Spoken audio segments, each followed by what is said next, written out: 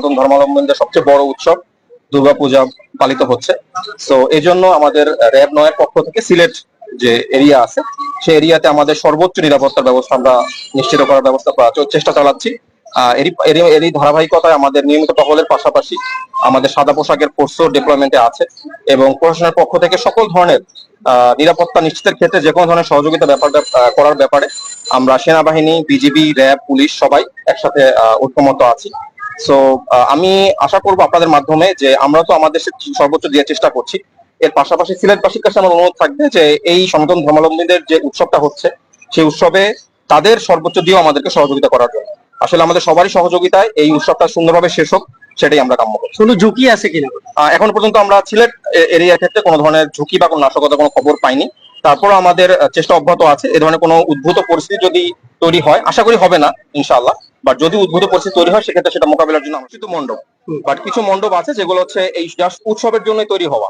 তো ওইসবের ক্ষেত্রে আপনি যেটা বলতে চাচ্ছেন ওইসবের ক্ষেত্রে ঝুঁকি থাকে, বাট সেক্ষেত্রেও সেটা নিরাপত্তা নিশ্চিতে আমরা ওইসব মণ্ডপের যে পূজা কমিটি আছে তাদের সাথে কন্ট্যাক্টের ব্যবস্থা করেছি। আমাদের পেট্রোল তাদের যে রুট আছে সেই রুটে যত তাদেরকে ইনস্ট্রাকশন দেওয়া আছে তাদের সেই রুটে যতগুলো মণ্ডপ পড়বে সবগুলোতেই তারা মত বিনিময় করবে এবং কোনো ধরনের ঝুঁকি আছে কিনা সেগুলো যাচাই। অবগত আছেন যে সিলেট শহরে বা সিলেটের জেলার ভিতরে আমাদের র্যাবের যে নিয়মিত কার্যক্রম এটা কিন্তু অনেক ত্বরান্বিত হয়েছে।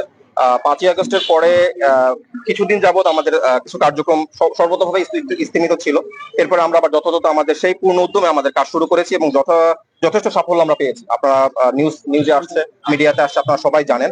সো আমরা এই যে পূজা মণ্ডপে পূজা উদযাপনের যে নিরাপত্তা দিচ্ছি সেটার পাশাপাশি আমরা যে কোনো ধরনের অপরাধ যাতে সংঘটিত না হতে পারে এটা সুযোগে, এই যেহেতু মানুষ এই মুখী এখন, সো সাইড বাই সাইড যাতে কোনো ধরনের অপরাধ সংঘটিত না হতে পারে সেক্ষেত্রেও আমরা আমাদের যথেষ্ট কার্যক্রম এবং সর্বোচ্চ ধরনের কার্যক্রম আমরা চালিত। আমি আপনার মাধ্যমে দর্শকদের জানাতে চাই যে এখন পর্যন্ত আমাদের যতটুকু অবজারভেশন, আমরা নিরাপত্তা কোনো থ্রেট ফিল করতেছি না। সার্বিক দিক থেকে সবাই উৎসবমুখর পরিবেশে তাদের অনুষ্ঠান পালন করছেন, দুর্গাপূজা পালন করছেন। আমরা এখন মাঠে পুলিশ, র্যাব, আনসার সহ অন্যান্য বাহিনীরা কাজ করছে এবং নিরাপত্তার যে কোনো ধরনের যে কোনো সংখ্যা তৈরি হলে আমরা তাৎক্ষণিক এটার বিরুদ্ধে ব্যবস্থা নেওয়ার জন্য প্রস্তুত।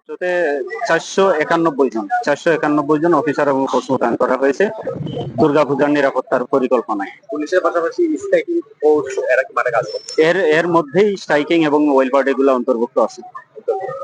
তার পাশাপাশি আপনারা দেখতেছেন যেমন প্রত্যেকটা মণ্ডপে যাচ্ছেন, তারা কি বলতেছে আপনাদের? সহিংসতা কি, হুমকি কি এরকম কিছু আছে?